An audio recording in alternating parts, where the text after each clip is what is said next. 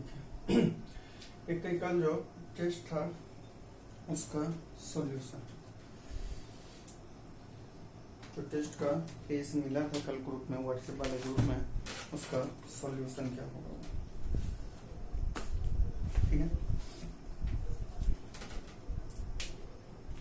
बहुत कम लोग ऐसे हैं जो सॉल्व करके भेजे थे आंसर।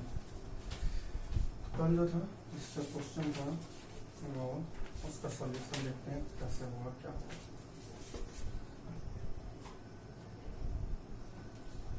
पहला क्वेश्चन है कूलम बल है और इंग्लिश मतलब हुआ कूलम फोर्स इज। पहला केंद्रीय मतलब सेंट्रल, दूसरा विद्युत मतलब इलेक्ट्रिक, तीसरा दोनों यानी कि बोथ, और चौथा इनमें से कोई नहीं। कूलम फोर्स यानी कूलम फोर्स क्या है तो जानते होंगे। कूलम फोर्स यानी कूलम बल जो है दो आवेश के बीच में लगता है, इस कारण से विद्युत यानी इलेक्ट्रिक तो है ही, क्योंकि टू चार्ज के बीच में काम करता है। साथ ही जब ये गुजरता है दोनों Q1 Q2 Q1 Q2 पे लगाता है और Q2 Q1 से, तो कहीं ना कहीं इसका सेंटर पड़ता होगा। अगर ये डिस्टेंस R है तो कहीं तो R/2 होता है 1। ये Q2 जब लगाता है Q1 पे तब भी सेंटर से होकर जाता है, और जब Q1 लगाता है किस पे Q2 पे तब भी सेंटर हो गया। इस कारण से इसको सेंट्रल फोर्स भी बोलता है। तो इलेक्ट्रिक के साथ साथ ये क्या है, सेंट्रल फोर्स है, यानी कि विद्युत बल और केंद्रीय बल दोनों। तो इसका आंसर होगा पहला का सी। फर्स्ट का आंसर होगा सी, पहला का आंसर होगा सी। दूसरा, विद्युत आवेश का क्वांटम ईएसयू मात्रक में होता है। इलेक्ट्रिक चार्ज ईएसयू में कितना होता है ये पूछ रहा है। तो ईएसयू ई मतलब हो गया 1.16 इंटू 10⁻⁹ और स्टेट यूनिट। इलेक्ट्रोस्टेट मतलब स्टैटिक यूनिट जानते हैं। एक कूलम जो होता है वो बराबर होता है 3 × 10⁻⁹ स्टेट कूलम के। एक कूलम बराबर होता है 3 × 10⁻3 × 10⁻9 स्टेट कूलम। तो एक ई का वैल्यू और इसमें स्टैटिक यूनिट यानी कि ये स्टेट कूलम वाला वैल्यू इंटू कर दीजिए 1.6 10⁻⁻19। तो इसको 3 लिखते हैं, लेकिन इसका वैल्यू जो होता है वो लगभग होता है 2.99। 2.99 होने का लगभग में सीधे कितना लिख लेते हैं, 3 लिख लेते हैं। तो ये इंटू 9। अब दोनों को जब गुना कीजिएगा तो वही वाला आंसर आएगा 4.78। 19 जो है वो माइनस में और 9 जो है वो किसमें, प्लस में हो जाएगा 4.78 10⁻10। यानी कि इसका जो आंसर होगा वो होगा ए। तो फर्स्ट का सी होगा और सेकंड का ए होगा। थर्ड, वन स्टेट कूलम सीधे 1 कूलम इतना बराबर, 1 कूलम इतना बराबर। इसी का एक का आंसर चाहिए, एक स्टेट कूलम चाहिए। तो ये इधर इंटू इधर किसमें डिवाइड में 1/3 into 10⁻⁹ coulomb equal to 1 stat coulomb. तो 1 stat coulomb equal to 1/3 into 10⁻9 coulomb, और 1/3 ये 9 नीचे प्लस ऊपर जाके माइनस कूलम। तो 1 stat coulomb equal to 1/3 into 10⁻9। देखिए क्वेश्चन उल्टा है, जो पढ़े वो पढ़े थे ये कि 1 कूलम जो होता है वो बराबर होता है किसके, 3 इंटू 10⁻9 ये 10⁻9 स्टेट कूलम के। लेकिन यहाँ पूछ रहा 1 स्टेट कूलम यानी कि इसी का एक का आंसर चाहिए। तो ये इधर इंटू में इधर आके डिवाइड होंगे ये आंसर, यानी कि इसका जो आंसर होगा तीसरा का सी। फर्स्ट का सी, सेकंड का ए और थर्ड का सी। किस तरीके से होगा इसको ध्यान से देख लीजिए।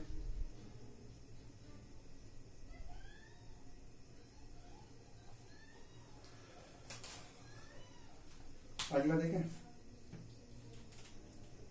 चौथा, स्थिर विद्युत क्षेत्र।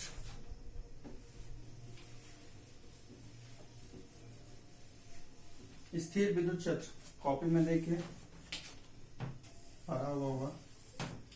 ये स्थिर विद्युत क्षेत्र जो होता है वो संरक्षी यानी कि कंजर्वेटिव होता है। 4 का आंसर होगा ए।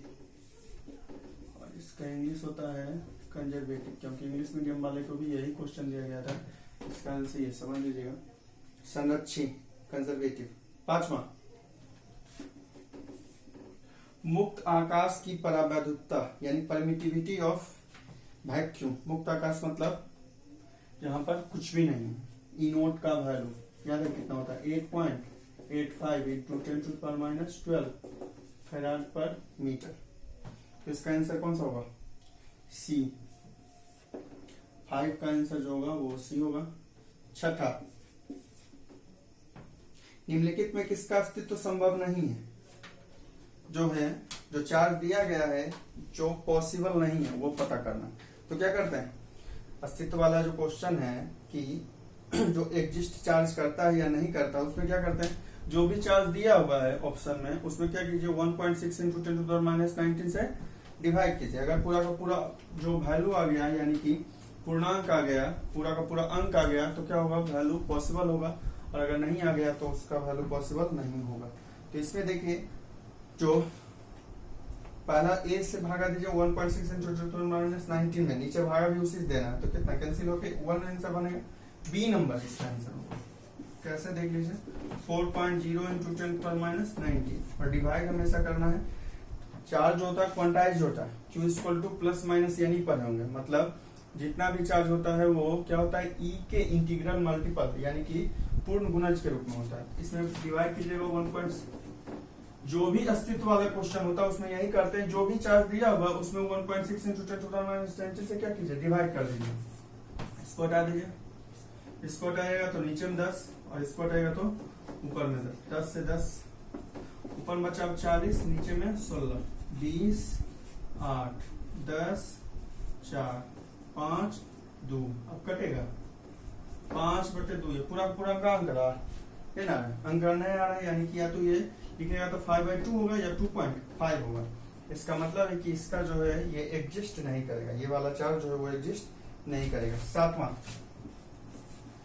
विद्युत क्षेत्र E और विभव V के बीच संबंध होता है, यानी कि रिलेशन किसके किसके बीच में, इलेक्ट्रिक फील्ड और पोटेंशियल के बीच में। देखिए कॉपी में पढ़ा होगा, सीधे इसका जो है सबसे पहला आंसर होगा E equal to minus dV/dr पढ़े होंगे। और उस समय बताए थे कि अगर x रहेगा कहीं पे दिया हुआ, अगर जो r मान रहे थे तो dr था, और अगर x होगा तो वहीं पे क्या हो जाएगा, dx हो जाएगा। यानी कि 7 का जो वैल्यू होगा, 7 का जो आंसर होगा वो a होगा। E equal to minus dV/dx, E equal to minus dV/dx। यहाँ देखिए एक बार, फिर अगला बताते हैं 8 नंबर।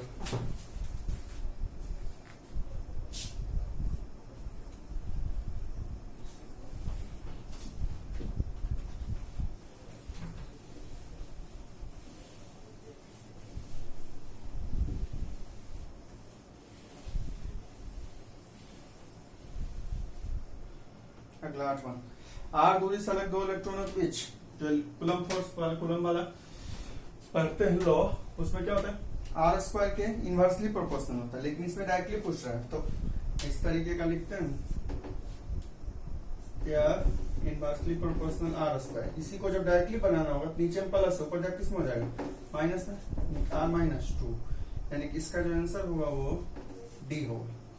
एफ जो है आर पर पावर -2 के समानुपाती। ऐसे आर स्क्वायर के क्या पढ़ते हैं इसको, जब नीचे है तो व्युत्क्रमानुपाती, लेकिन ऊपर चला गया तो समानुपाती। 9वां, निम्नलिखित में कौन सदिश राशि है, तो सीधे विद्युत क्षेत्र की तीव्रता, electric field intensity, B number.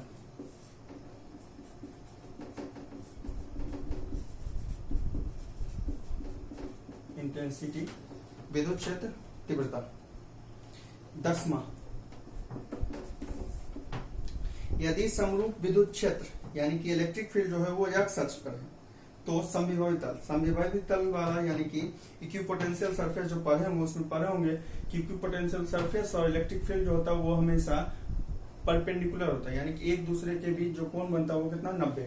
तो 3 अक्ष जानते हैं, एक x, एक y और एक कौन सा, z, इस तरीके का होता है। ये हो गया इलेक्ट्रिक फील्ड, x अक्ष जो है वो है विद्युत क्षेत्र। तो अब इससे 90 वाला कौन कौन कौन बना है, ये वाई और कौन सा जेड, यानी कि इक्विपोटेंशियल सरफेस जो होगा वो किस पे होगा, वाई जेड पे, यानी समविभवी तल जो होगा वो वाई जेड पे होगा। इसका भी बी आंसर होगा, वाई जेड प्लेन। ठीक है, या ऐसे ही इक्विपोटेंशियल विद्युत क्षेत्र यानी कि इलेक्ट्रिक फील्ड जब दिया रहा है किसी भी अक्ष पे, अगर वाई पे रहेगा तो बाकी दोनों जो बच गया वो उसका आंसर यक्ष है, अगर जेड पे रहेगा तो वाई और यक्ष होगा, या यक्ष वाई जो भी होगा। तो जिस अक्ष पे इलेक्ट्रिक फील्ड है बाकी दोनों अक्ष जो होगा वो किसका होगा, समविभव तल का। अगला 11, किसी समविभव तल में इलेक्ट्रॉन को एक स्थान से दूसरे स्थान, जानते हैं इक्विपोटेंशियल सरफेस पे कोई भी वर्क नहीं होता क्योंकि पोटेंशियल डिफरेंस जो होता है वो हमेशा कितना होता है, 0 होता है।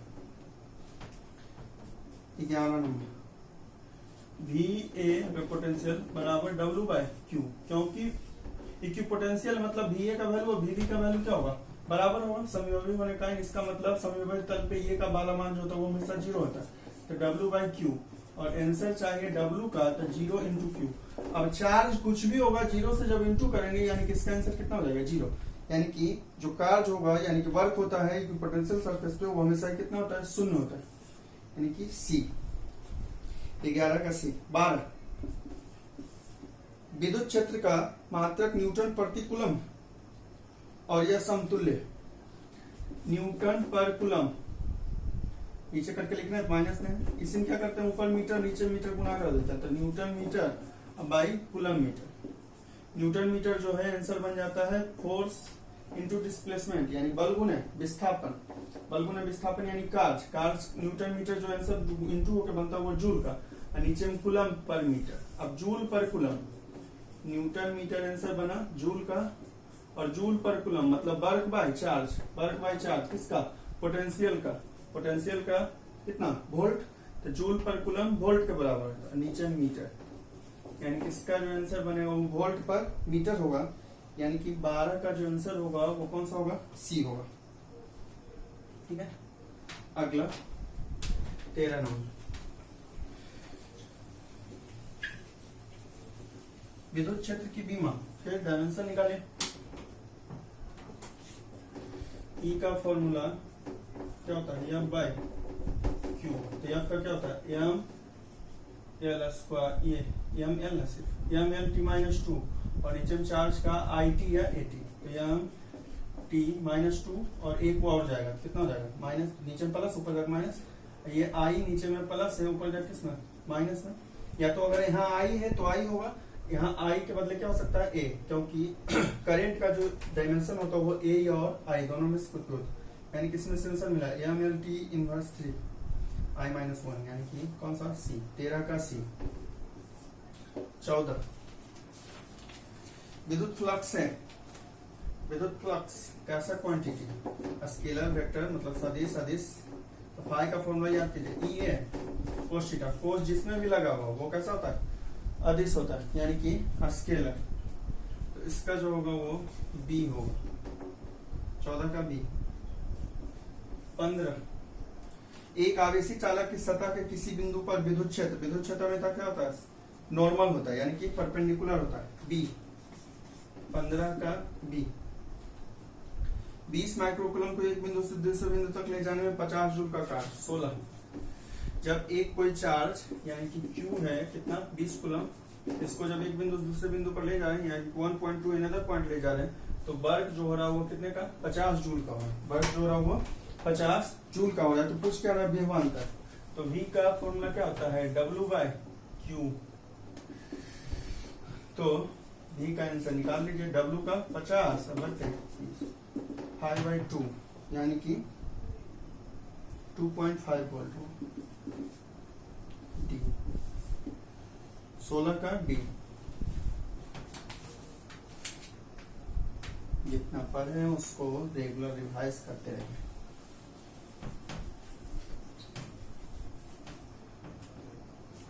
सत्रह,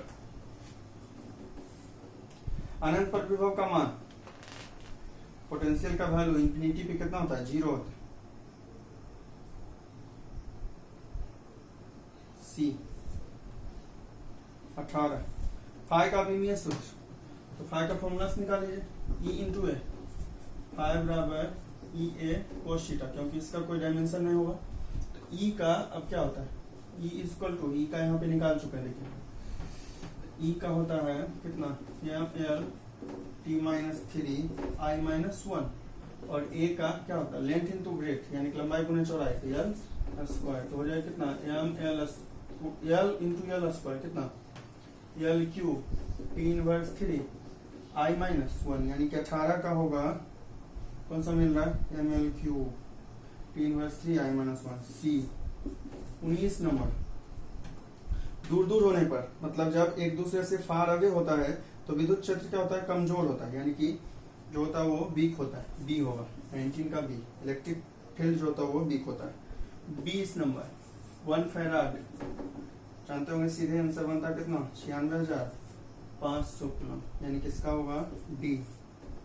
21 नंबर, 2 इलेक्ट्रॉन के बीच लगने वाला, बता रहे होंगे, एक होता है एक इलेक्ट्रॉन और एक प्रोटॉन के बीच, और दूसरा होता है एक, क्या बोलते हैं, दोनों इलेक्ट्रॉन जब होता है तब, तो दोनों इलेक्ट्रॉन जब होता है तो उसका वैल्यू याद कीजिएगा, तो होता है कितना, 2.3 इंटू 10⁻39, तो बोले थे कि लगभग वाला आंसर याद होता है, यानी कि इसका डी होगा 10⁻39, इसका डी। 22 नंबर,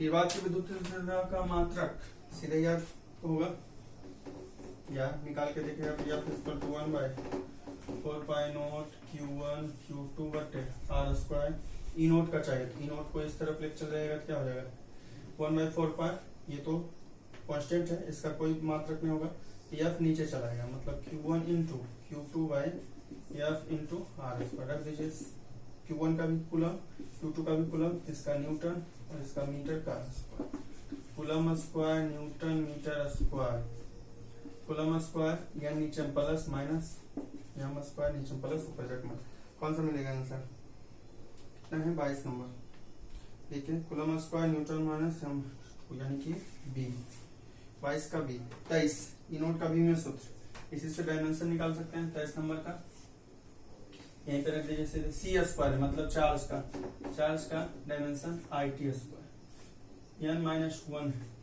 फोर्स का, एम एल की -2 पे -1, और मीटर एल -2, अब कीजिए तो I square T square, M -1 L -1 T minus plus होगा इंटू एल -2। अब देखिए क्या हो जाएगा, यम वाले को सबसे पहले लिखते हैं, तो यम -1 एल -1 या -2, एल -3 टी टी 2 2 4 और आई स्क्वायर, तो यम -1 एल -3 20 टी की पावर 4 और ए स्क्वायर या आई स्क्वायर, क्योंकि ए के बदले आई लिख सकते हैं, तो इसका जो आंसर होगा, सिर्फ ए के बदले जो ऑप्शन में है वो कितना है, ए स्क्वायर, तो ए स्क्वायर को हटा के आप क्या लिख सकते हैं, ए स्क्वायर, यानी कि इसका आंसर जो होगा वो सी होगा, टेस्ट का सी। आगे देखिए, पहले इतना,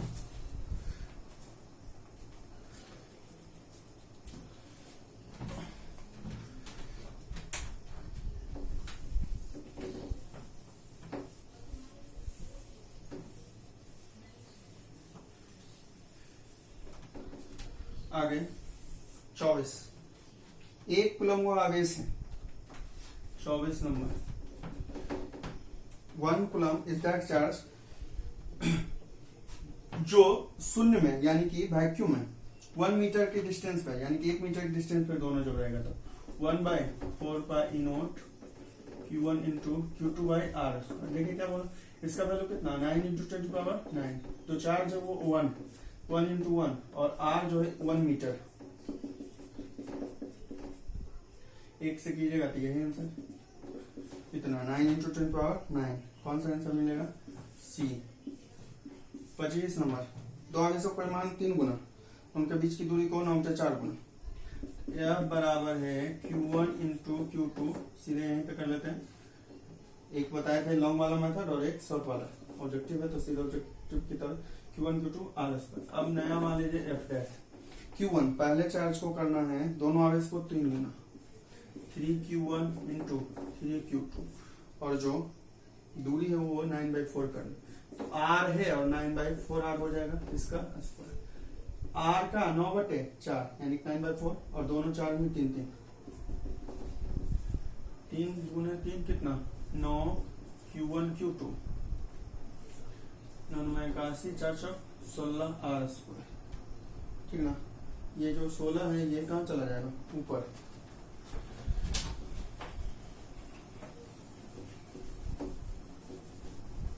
जब ऊपर चला गया तो हो जाएगा 9 Q1 Q2 गुने 16 81 R स्क्वायर। 9 से 9 कैंसिल, बस उधर वाला आंसर ये अलग कर लीजिए Q1 Q2 बटे R स्क्वायर, Q1 Q2 बटे R स्क्वायर। इसको छोड़ के ऊपर में 16 है, नीचे में कितना 9 यानी 16/9। इसका आंसर होगा कौन सा बी, 25 का बी। अगला 26, देखिए 26 नंबर। इसी परावैद्युतांक इतना F का जब परावैद्युत होता है तो फॉर्मूला क्या होता है 1/4π0 इंटू ER Q1 Q2/R। अब क्या बोल रहा है कि ER को हटा देंगे। ER को जब हटाना है, यहाँ से हटाना है तो ये इधर भागा, इधर लगे किस में हो जाएगा गुना में, यानी कि F इंटू ER बराबर 1/4π0 इंटू Q1 इंटू Q2 बटे R। यानी जब ER को हटाएंगे तो ये जो बल हो जाएगा कितना हो जाएगा F इंटू ER, यानी कि इसका आंसर होगा B, 26 का B।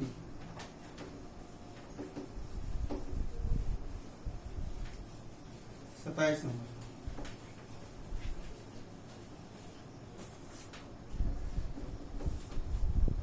बीस माइक्रोकूलम तो 50 माइक्रोकूलम दोनों परस्पर। देखिए इसमें क्वेश्चन सिर्फ समझना है कि 20 माइक्रोकूलम है और 50 माइक्रोकूलम। पूछ रहा है कि 20 50 पे कितना लगाएगा वो, और 50 20 पे, तो Q1 Q2 का मान यही रहेगा। एक बार ये Q1 20 है और Q2 कितना 50, तो इस दोनों का वैल्यू जब चेंज ही नहीं होगा तो इसका जो वैल्यू होगा वो मतलब जो दोनों बल लगाएगा, क्योंकि दोनों एक दूसरे पे जो स्केलर ये वेक्टर फॉर्म पर होंगे कूलम्स लॉ का, उसमें क्या होता है कि दोनों जो एक दूसरे पे बराबर बल लगाते हैं, यानी कि इसका जो अनुपात होगा रेशियो होगा वो 1:1 होगा। सी 28 परावैद्युतांक विद्युत रोधी का ज्यादा